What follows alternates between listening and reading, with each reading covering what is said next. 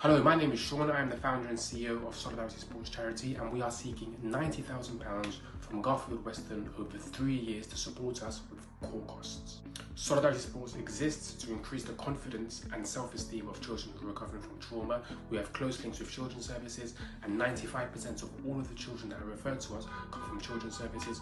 We also have close links with domestic violence refuges and with the NHS, and all of the children that attend our projects have suffered some type of complex trauma, and we exist to give them some happy memories throughout their childhood. Most of our work takes place during the school holidays, February, Easter, summer and half term.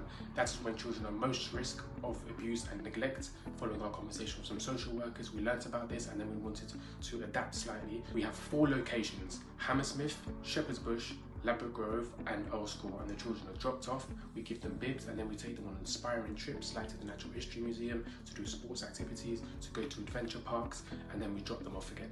And these children often, the parents cannot afford to take them to other holiday camps because it's just way too expensive, it's totally unaffordable. We support 256 children every year. Our projects are very varied. We have an under 5s club where we help toddlers and newborns, and then we also have a grandparents rock program which helps grandparents in their 60s and 70s.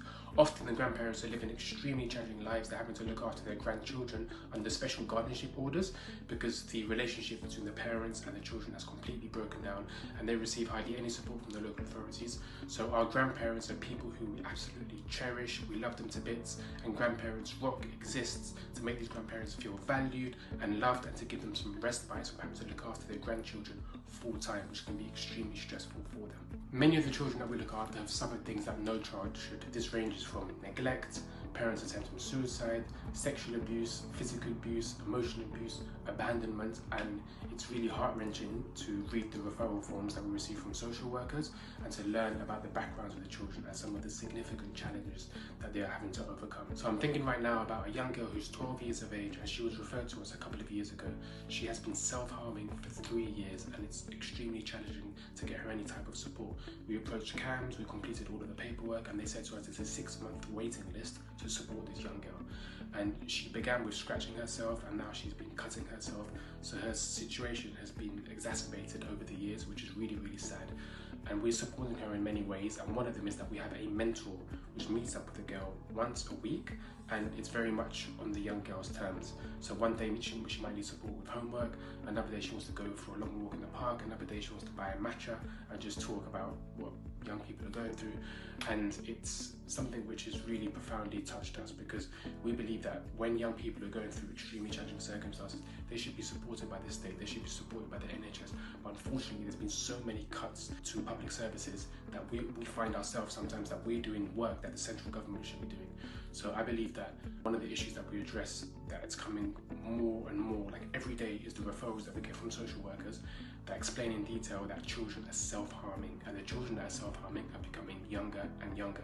And we're really fortunate because so many of our staff members at Solidarity Sports have been with us for years and years. So there's an existing relationship of trust with the child or with the child's siblings. So when they are going through a really difficult time, we can help them to heal and we can help them to overcome those challenges, because we have the foundations of a really strong relationship between our volunteers, staff and then the families. The £90,000 from Garfield Weston will really help us to diversify where we receive our income.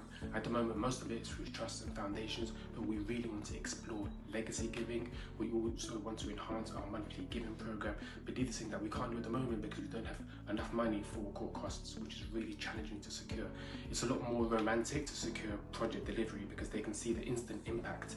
Funders can see that the children are increasing their confidence, their self-esteem, they're smiling, and you can show that through images and through videos. However, it's a lot more challenging for us to secure core costs. But take, for example, the volunteers. We have over 300 volunteers that attend Solidarity Sports every single year. All of those volunteers need to be DBS checked.